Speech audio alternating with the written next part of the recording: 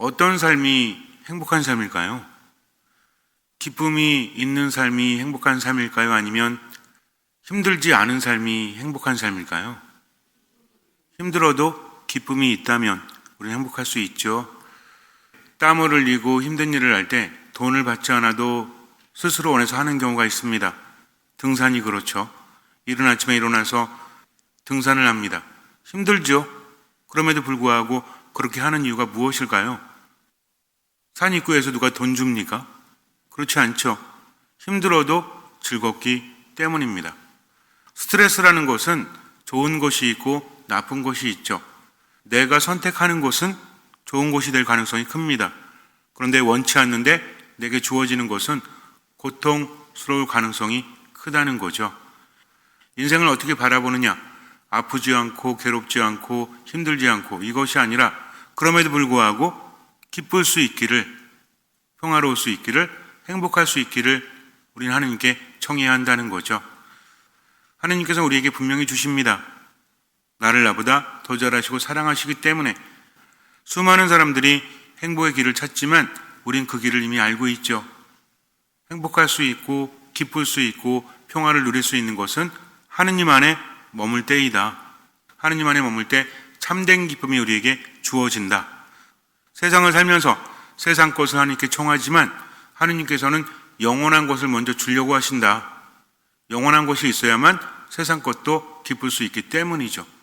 변하는 세상 속에서 뭔가를 청한다는 것이 지금은 기쁠 수 있지만 시간이 지나면 기쁘지 않을 수도 있죠. 인간의 삶이라는 것은 아무도 확신할 수 없기 때문입니다. 그렇기 때문에 세상 것 때문에 기뻐하기보다는 하느님 때문에 기뻐해야 된다. 이게 가장 중요한 거죠. 그래야만 세속적인 것도 받을 수 있습니다. 인간의 삶이라는 것은 흐를 수밖에 없죠. 모든 것이 변하기 때문에 지금 기쁘다고 해도 그 이후에 기쁘다고 말할 수 없어요. 세상사 새옹지마라고 하죠. 우린 이것을 알아야 됩니다. 그래서 하느님께 영원한 것을 꾸준히 청해야 돼요. 세속적인 기쁨은 왜 오래가지 않죠? 세속적인 기쁨이라는 것은 순간적인 만족을 줄진 몰라도 영원할 수 없다는 것을 우리는 경험적으로 알고 있죠. 세상적인 기쁨이라는 것은 만족도가 올라가려면 많은 지불을 해야 되죠. 자동차를 산다. 그러면 싼 게 있고 비싼 게 있죠. 비싼 거는 돈을 많이 줘야 돼요. 그럼 편안하고 자동차가 성능도 좋고 그렇겠죠. 대신에 가격을 많이 지불해야 됩니다. 그리고 세상 것은 기한이 있죠. 아무리 좋은 것을 얻는다고 할지라도 어느 정도의 시간이 경과하면 의미가 없다는 겁니다. 그래서 우리는 세상 것이 아닌 영원한 것을 추구해야 돼요. 근데 영원한 것이라고 하니까 좀 와닿지 않죠? 영원한 것을 추구해야 되는 이유는 무엇입니까? 영원한 것은 우리에게 무엇을 주기 때문에? 인간이 살아가면서 힘든 이유는 불안하기 때문이에요. 행복해도 이 행복이 오래가지 않는다는 것을 알기 때문에. 그래서 늘 인간은 영원한 것을 추구하면서도 얻지 못하는 상실감 때문에, 좌절감 때문에 힘들 수밖에 없다. 이거는 세상이 주지 않죠. 누가 주십니까? 하느님께서 주신다는 거죠. 그래서 우리가 기쁨이라는 것을 삶 안에서 추구하기 위해서는 세속적인 것보다는 영원한 것에 마음을 두어야 한다. 하지만 영원한 것에 마음을 둔다고 할지라도 얻어지는 게 아니죠. 영원한 것을 추구하자 아무리 말해도 우리에게 주어지지 않습니다. 어쩔 때 주어지죠. 성령의 열매라고 하죠. 갈라디아서 5장 22절에 보면 성령의 열매는 사랑, 기쁨, 평화, 인내, 호의, 선의, 진실, 온유, 절제라고 합니다. 여기서 기쁨이 있죠. 이 기쁨이라는 것은 성령의 열매입니다. 성령의 열매라는 것은 언제 얻을 수 있는 거죠?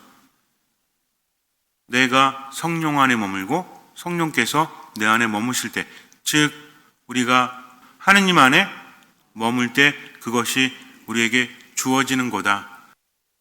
중요한 거는 세속적인 기쁨을 누리면서도 영원한 것에 마음을 두지 않으면 모두 사라지고 말 것이기 때문에 허무로다 바로 이것이죠. 그래서 우리는 영원한 것을 추구해야 되는데 영원한 기쁨이라는 것은 하느님께서 주시는 겁니다. 영원한 기쁨이 내 안에 있다면 때로는 기쁘지 않다고 할지라도 영원한 기쁨 때문에 기뻐할 수 있는 거죠. 불씨가 되어서 꺼지지 않는 불을 태울 수 있기 때문에 영원한 것을 먼저 추구해야 합니다. 겨울에 산을 오르는데 힘들어요. 날이 저물고 있어요. 그래도 안심이 되는 것은 산장에서 머물 수 있기 때문입니다. 만약에 산장이 없다면 어떻게 될까요? 내가 산을 올라가도 머물 곳이 없어. 근데 이 산이 조그만 산이 아니라 설악산 같은 데 있죠. 설악산에 보면 중간중간에 뭐가 있어요? 산장이 있잖아요. 산장이 뭐 하는 곳인지 알죠? 사람들이 쉬고 가는 곳, 머물고 가는 곳이지 않습니까? 이게 없으면 어떻게 돼요? 움직일 때는 추워도 괜찮아요. 좀 배고파도 괜찮아요. 근데 도착해서 쉴 수 있다, 먹을 수 있다 라는 보장이 없다면 올라가는 길이 얼마나 괴롭겠습니까? 인간의 삶이 이렇다는 거죠. 지금은 힘들어도 보상받을 수 있다, 쉴 수 있다. 그러면 얼마든지 할 수 있죠. 근데 그런 보상이 없다면 힘들 수밖에 없고 괴로울 수밖에 없고 불안할 수밖에 없다는 겁니다. 세속적인 기쁨도 마찬가지예요. 먹는 거 기쁘죠? 입는 거 좋죠? 우리는 신경을 쓰죠? 여러분들은 먹을 것, 입을 것에 신경 안 쓰십니까? 신경 쓰잖아요. 이왕이면 더 만난 것을, 이왕이면 더 이쁜 옷을 이렇게 추구하며 살죠? 뭔가 더 좋았으면 좋겠다라고 바라며 살잖아요. 안 그러면 영원한 것만 추구하면서 세속적인 것은 아무 의미 없습니까? 미장원 왜 가요? 내가 깎으면 되지, 집에서. 가위 가지고 머리 짧게 자르면 되잖아요. 근데 미장원 가죠? 왜? 이쁘게 하려고. 이게 세속적인 즐거움입니다. 먹는 것도 마찬가지지. 그냥 밥에다 김치하고 그냥 배만 부르면 되잖아. 아니죠. 맛이 있어야 되지 않습니까? 이게 세속적인 즐거움이죠. 성당에 와서도 만나는 사람들과 사이도 좋고 행복해야 되잖아요. 이것도 세속적인 즐거움이죠. 우리 왜 추구합니까? 좋으니까. 세속적인 즐거움을 추구한다는 것은 나쁜 것은 아니에요. 그러나 영원한 것이 없다면 결국 모두 사라지고 말 것이기 때문에 별 의미가 없고요. 이것을 나이가 들면 들수록 안다는 거죠. 나이가 들면 어디가 안 뛰어요? 가슴이 안 떨리고 어디가 떨린대? 다리가 떨린다고 하잖아요. 왜 그래요? 기대감이 별로 없으니까. 내가 이미 많이 가지고 있기 때문에. 그러니까 세속적인 즐거움은 나이가 들면 들수록 점점 의미가 사라지는 겁니다. 그럼 어떻게 해야 돼요? 아이고 우울하다, 아이고 화가 난다 하면서 그냥 살면 돼요? 아니죠. 영원한 곳에 마음을 두어야 되고 추구해야 됩니다. 하느님 때문에 기뻐하고 하느님 때문에 기도하고 하느님 때문에 감사해야 된다는 거죠. 매우 중요합니다. 그러면 하늘에서 기쁨이 내게 온다. 이게 성령께서 우리에게 주시는 기쁨이라는 거죠. 이것을 예수님께서는 늘 말씀하십니다. 나를 믿는 사람에게 영원한 생명을 준다. 사람이 온 세상을 얻는다고 할지라도 자기 목숨을 잃어버리면 무슨 소용이 있겠느냐. 이게 뭐냐면 하느님께서 우리에게 영원한 생명을 먼저 주신다는 거죠. 나머지도 선물로 주십니다. 그런데 순간적인 기쁨이 아니라 영원한 기쁨을 주신다. 예수님께서 사마리아 지역을 지나가실 때 한 여인을 만나게 됩니다. 원래 유대인들은 사마리아 지역을 지나가지 않아요. 그런데 예수님께서는 사마리아 지역을 지나가시다가 우물가에 도착을 하시는데 야곱의 우물이라고 있었어요. 때는 정오쯤이었다고 합니다. 요한복음에서 말하는 정오는 언젠지 정확히 알 수 없죠. 하지만 사람들이 오지 않는 시간대다. 우리가 추정해 볼 때 정오라고 한다면 좀 더울 때죠. 사람들이 우물가에 잘 안 오겠죠. 선선해질 때 올 거 아니에요. 근데 예수님께서는 목이 마르십니다. 마침 한 여인이 우물가에 오죠. 이 여인은 왜 그 시간에 온 것일까요? 묵상을 해보는 거죠. 잘 모르죠. 시간이 없어가지고 그때만 시간이 나서 왔을지도 모르죠. 그런데 우리가 예수님과의 대화를 통해서 이 여인에 대해서 추정해 볼 수 있죠. 여인은 사람들이 없을 때 우물가를 찾습니다. 사람들을 피한 것일 수도 있죠. 근데 웬 남자가 있어요. 사마리아 사람도 아니고 유대인입니다. 유대인들과 사마리아 사람은 서로 상종하지 않습니다. 그런데 그 남자가 물 좀 달래요. 보통 지나가는 나그네가 물을 달라고 하면 어떻게 주죠? 바가지에다 물을 퍼가지고 나뭇잎을 띄워서 주지 않습니까? 근데 그 여인은 좀 퉁명스러워요. 나는 사마리아 사람이고 선생님은 유대인이지 않습니까? 그런데 어찌 저에게 물을 달라고 하십니까? 보통 선생님 그러면 율법을 가르치는 사람이고 이스라엘 백성들 가운데서 율법을 가르치는 사람은 사마리아 사람과 웬만하면 상종하지 않죠. 그러니까 여기서 선생님이라고 하는 것은 조금 비꼬는 것일 수도 있죠. 당신은 유대인이고 보아하니 선생님 같은데 어떻게 사마리아 사람이 나에게 물을 달라고 합니까? 그랬더니 예수님께서 이 물을 마시는 사람은 곧 목이 마르겠지만 내가 주는 물을 마시는 사람은 영원히 목마르지 않을 것이다. 영원한 생명에 대해서 말씀을 하십니다. 여인이 뭐래요? 그러면 저에게도 좀 주십시오 라고 말해요. 예수님 말씀하십니다. 너 집에 가서 네 남편도 데리고 와라. 이제 주도권이 예수님께 넘어가는 겁니다. 처음에는 예수님 물을 청했죠? 그런데 정작 물을 줄 수 있는 분은 누구죠? 예수님이라는 겁니다. 예수님이 육적인 물을 청하지만 그런 순간적인 목마름을 채워주는 것이 아니라 영원한 물을 너에게 준다 라고 말씀하시는데 여인은 온전히 믿지 못하죠. 이제 주도권이 예수님께 넘어와서 이야기를 끌어가십니다. 갑자기 말씀하세요. 집에 가서 남편을 데리고 와라. 여인이 말합니다. 저는 남편이 없습니다. 네 말이 옳도다. 너는 남편이 5명이나 있었고 지금 사는 사람도 지금 함께 사는 사람도 남편이라고 할 수 없다. 여인의 과거를 맞춘 거죠. 누구에게도 말하고 싶지 않은 거예요. 동네 사람도 알고 있지만 그렇기 때문에 불편한 겁니다. 보통 5명의 남편과 살았고 지금도 한 남편과 산다면 이런 여자를 우리가 어떻게 생각하죠? 복받은 사람? 남자 6명이나 살아가지고? 그렇지 않죠. 그렇게 산다는 것은 참 기구한 운명이지 않습니까? 5명의 남자가 다 죽었다. 그러면 뭐예요? 얼마나 박복한 거예요. 우리나라에서는 그렇게 되면 뭐라고 그러죠? 남자 잡아먹는 여자라고 해서 손가락질 당할 수도 있죠. 한 동네라는 게 어떻습니까? 서로 관계가 좋으면 힘이 되죠.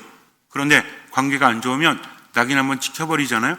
평생 그 굴레에서 벗어날 수 없어요. 더군다나 당시에는 여인의 몸으로 다른 곳에 가서 산다는 것은 거의 불가능합니다. 평생 그 마을에서 살아갈 수밖에 없죠. 삶이 우울하죠. 기쁠까요? 지금 함께 사는 남편이 아무리 돈이 많다고 할지라도 여인이 행복할까요? 그럴 수 없어요. 6명과 함께 산다면 그 인생이 얼마나 아프고 얼마나 힘들겠습니까? 우리는 상상조차 할 수 없죠. 그런데 그렇게 기쁘지 않은 삶에서 어쩔 수 없이 하루하루 살아가다가 예수님을 만났어요. 그리고 이야기합니다. 그리스도라는 분이 오시면 다 알려주겠지요. 예수님 뭐라고 하세요? 내가 바로 그다 라고 말씀을 하십니다. 여인은 깜짝 놀랐죠. 자신의 과거를 다 마친 분, 누구에게도 말할 수 없는데 갑자기 여인은 변합니다. 사람들에게 달려가요. 사람들을 피해서 혼자 우물가에 나왔던 여인이 이제는 사람들에게 달려갑니다. 그러면서 내 과거를 다 마쳤습니다 하면서 자신의 이야기를 하죠. 뭔 얘기야? 저분은 보통 분이 아닙니다. 저분은 이미 다 알고 있는 분이에요. 우리가 기다리던 그 그리스도이십니다. 그러니 갑시다. 사람들은 가서 예수님을 믿죠. 즉 여인은 그냥 우울한 삶, 의미 없는 삶 그런 것이 아니라 기쁨에 가득 찼죠. 누구를 만났기 때문에? 예수님을 만났기 때문입니다. 현실은 변하지 않았죠. 그러나 예수님 만나고 나서 마음이 바뀐 겁니다. 영혼이 생기를 되찾은 거죠. 그러면 사람들에게 뭘 전했어요? 기쁜 소식, 복음을 전했죠. 저분이야말로 대단한 분이다. 저분은 예언자시다. 저분은 그리스도다. 저분은 내 모든 것을 알고 있다 하면서 사람들에게 누구를 만날 것을? 예수님을 만날 것을 이야기합니다. 사람들은 예수님 만나서 그분을 믿었다는 거죠. 그러면서 그들은 기쁨을 얻습니다. 중요한 거예요. 영원한 생명, 영원히 목마르지 않을 기쁨이라는 것은 목마르지 않다는 거죠. 만족할 수 있다는 겁니다. 행복하다는 겁니다. 이것은 내가 노력해서 얻어지는 것이 아니라 하느님께서 주신다. 하느님이신 누가? 예수 그리스도께서. 그럼 예수님 만나야 되잖아요. 어디서 만날 수 있죠? 미사 안에서, 말씀 안에서, 기도 안에서. 왜? 미사는 예수님께서 세우신 것이기 때문에 미사할 때는 십자가 아래에 있다. 최후의 만찬 때에 우리가 동참하고 있는 것이다. 이게 미사입니다. 또 말씀은 무엇입니까? 말씀은 살아있고 힘이 있다라고 하죠. 말씀을 듣고 그 말씀대로 지금을 살아가는 겁니다. 어떤 마음으로? 듣는 마음으로. 말씀을 듣기만 하는 게 아니에요. 듣고 실천하는 거죠. 그럼 무엇이 주어진다? 체험이 주어지고 믿음은 더 자라날 수밖에 없다. 기도는 또 무엇이죠? 일방적으로 내 이야기를 하는 것이 아니라 하느님의 말씀을 듣고 그 말씀 안에 머무면서 하나님의 뜻이 무엇인지를 끊임없이 깨달을 수 있도록 듣는 마음을 청하는 거죠. 이렇게 하다 보면 하느님께서 무엇을 바라시는지 알게 됩니다. 그것을 실천하는 거죠. 얼마만큼? 할 수 있는 만큼, 또 얼마만큼? 보이는 만큼. 삶은 힘들 수 있어요. 그러나 영원한 생명을, 영원한 기쁨을 찾는 그 순간부터 우리는 하느님을 향하게 되고 우리의 영혼은 기쁨을 느낄 수 있다는 겁니다. 어디를 향하는지가 중요하죠. 삶은 힘들 수밖에 없습니다. 하느님 믿어도 힘들어요. 그래서 예수님께서 요한복음 16장에서 이렇게 말씀하십니다. 내가 진실로 진실로 너희에게 말한다. 너희는 울며 애통해야겠지만 세상은 기뻐할 것이다. 너희가 근심하겠지만 그러나 너희의 근심은 기쁨으로 바뀔 것이다. 해산할 때 여자는 근심에 쌓인다. 진통의 시간이 왔기 때문이다. 그러나 아이를 낳으면 사람 하나가 이 세상에 태어났다는 기쁨으로 그 고통을 잊어버린다. 이처럼 너희도 지금 근심에 쌓여 있다. 어떤 고통? 해산할 때 여인의 고통. 얼마나 힘들어요. 얼마나 아파요. 그러나 내가 너희를 다시 보게 되면 너희 마음이 기뻐할 것이고 그 기쁨을 아무도 너희에게서 빼앗지 못할 것이다. 언제? 우리가 예수님과 다시 만나서 그분을 보게 될 때 우린 기뻐할 것이고 그 기쁨은 아무도 빼앗지 못할 것이다. 세상을 살면서 우리가 기뻐도 이 기쁨이 흔들리죠. 왜? 사람 때문에, 돈 때문에, 또 다른 것 때문에 내가 온전히 기뻐할 수 없잖아요. 우리는 매여 있기 때문이죠. 그러나 예수님 만났을 때는 그분이 기쁨을 주실 것이고 그 기쁨을 아무도 빼앗지 못할 거다. 즉 세상이 변해도 사람이 변해도 내 안에는 기쁨이 있다. 그것을 하느님께서 주셨기 때문이죠. 그래서 우리는 그 기쁨을 추구해야 됩니다. 언제 얻을 수 있죠? 하느님 안에 머물 때, 즉 예수님 안에 머물 때. 어떤 사람이 예수님 안에 머물러요? 예수님을 믿고 그분을 따르는, 듣는 마음이 있는 사람.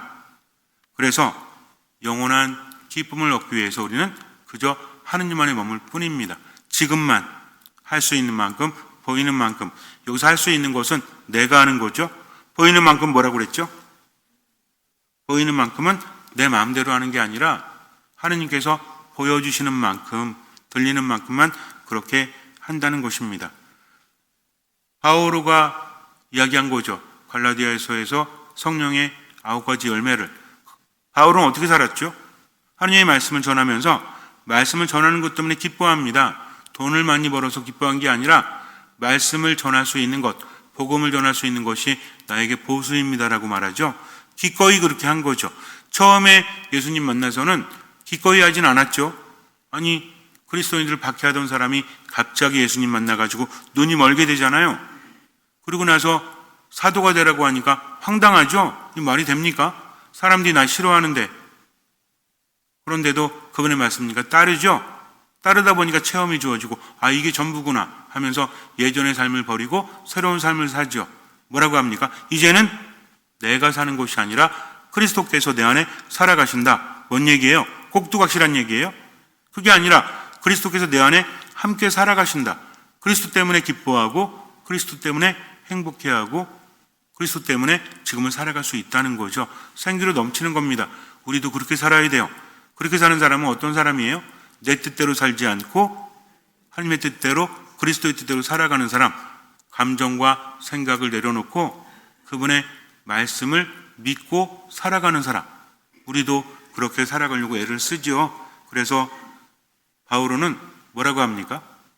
우리 맨날 하는 거 있잖아요. 하느님 안에서 살아가되 하느님께서 바라시는 대로 살아가라. 하느님 뭘 바라십니까? 첫 번째가 예수 그리스도 안에서 살아가기를 바라시죠? 그럼 예수 그리스도 안에서 살아가는 사람은 어떻게 사는 사람이에요? 언제나 기뻐하고 끊임없이 기도하고 모든 것에 감사하는 사람이죠. 그래서 이제는 생각을 바꿔야 됩니다. 세속적인 기쁨과 영원한 기쁨은 분리되는 게 아니죠. 영원한 기쁨을 얻는 사람은 세속적인 기쁨도 얻을 수밖에 없죠. 왜냐하면 하느님은 영혼과 함께 육신도 만드셨기 때문에. 근데 육신을 따라가는 사람은 영원한 기쁨을 얻을 수 없을 수도 있어요. 무엇이 먼저입니까? 영혼의 기쁨을 먼저 추구해야 된다. 그것은 누가 주신다? 하느님께서 주시니 하느님 안에 머물러야 된다. 말씀 안에 머물고 미사 안에 머물고 기도 안에 머물면서 듣는 마음으로 하나님의 뜻대로 살아가는 거죠. 그러면서 외적인 기쁨도 추구할 수 있어요. 세상을 사랑하면 돼요, 안 돼요? 안 됩니다. 세상을 좋아하면 돼요, 안 돼요? 괜찮아요. 하지만 하느님을 사랑해야 된다. 말장난 아니라고 했죠. 세상을 좋아하는 거는 뭐 좋아할 수 있죠. 그러나 좋아한다는 것과 사랑하는 것 중에 어떤 게 더 커요? 사랑하는 게 더 큰 거죠. 오늘 기준은 그렇습니다. 그러니까 세상 것을 추구하되 하나님의 뜻과 맞지 않다면 하나님의 뜻을 추구하는 사람이 되라. 이게 하느님을 사랑하는 거죠. 세상의 기쁨은 외부에서 오죠. 즉 외부의 영향을 받을 수밖에 없어요. 내가 누군가를 사랑할 때, 누군가를 좋아할 때 나 또한 그 사람에게 매일 수밖에 없죠. 그러니 삶이 힘든 겁니다. 돈을 좋아하는데 돈이 안 와. 그러면 어때요? 있는 것에 만족하지 못하고 없는 것에 슬퍼하면서 돈만 추구하죠. 그러면서 영혼 다 팔아먹는 거죠. 그래서 영원한 기쁨을 추구하는 사람은 외적인 것에 영향을 받는 것이 아니라 내 안에 계신 하느님으로부터 에너지를 받기 때문에 변하지 않죠. 이게 중요한 겁니다. 사람도 변하고 모든 것이 변하지만 하느님은 변하지 않으신다. 그래서 하느님 안에 머물 때 진정한 기쁨을 누릴 수 있고 이 기쁨은 흔들리지 않는다는 거죠. 그래서 하느님 만나야 되는데 하느님 만나기 위해서는 열렬해야 됩니다. 온전히 하느님을 향해야 되죠. 부족한 것은 부족한 거지만 그럼에도 불구하고 듣는 마음으로 지금을 살아가는 거죠. 그래서 구체적으로 하느님 만나기 위해서 세 가지 어디 안에 머물러야 된다? 미사 안에, 말씀 안에, 기도 안에. 근데 어떤 마음으로 머물러야 돼요? 듣는 마음으로 말씀 안에 머물고 미사 안에 머물고 기도 안에 머물다 보니까 행복하다. 들어올 게 뭐가 있습니까? 어차피 변하는 세상인데 영원하신 하느님께서 내 안에 계신데 하면서 살아가는 거죠. 그래서 하느님 말씀대로 살아가는 것도 얼마만큼 할 수 있는 만큼 또 얼마만큼 보이는 만큼 굉장히 중요합니다. 할 수 있는 만큼이 왜 보이는 만큼인지 이해하는 사람은 하느님 안에 머무는 거죠. 내 뜻대로 하는 게 아니라 하느님의 말씀을 들었으면 그 말씀을 실천하기 위해서 할 수 있는 만큼 하고 나머지는 맡기는 거다. 당신 말씀은 제 발의 등불, 저의 길에 빛입니다. 말씀대로 살아가는 거죠. 시편 112편에서 우리에게 말해주고 있어요. 근데 이것을 언제 해야 돼요? 매일매일 해야지. 한 번으로 끝나는 게 아니죠. 그러니까 매일매일 한다는 것은 의식할 때마다, 기억날 때마다 하는 겁니다. 듣는 마음으로 잠시 눈을 감으세요. 나는 길이요 진리요 생명이다 라고 말씀하십니다. 예수님을 통해서 하느님께 갈 수 있죠. 영원한 기쁨은 하느님 안에서만 얻을 수 있는 것입니다. 말씀을 들어야 돼요. 신앙은 이겁니다. 신앙은 하느님 만나는 건데 예수님 통해서 만날 수 있죠. 듣는 마음이에요. 미사, 말씀, 기도 안에 머무십시오. 나를 나보다 더 잘하시고 나를 나보다 더 사랑하신 주님께 주도권을 맡기세요. 감정과 생각대로 살지 말고 주님의 뜻대로 듣는 마음으로 지금을 살아가세요. 주님께서는 그 믿음을 보시고 우리 삶에 놀라운 기적을 일으켜 주실 것입니다. 아멘.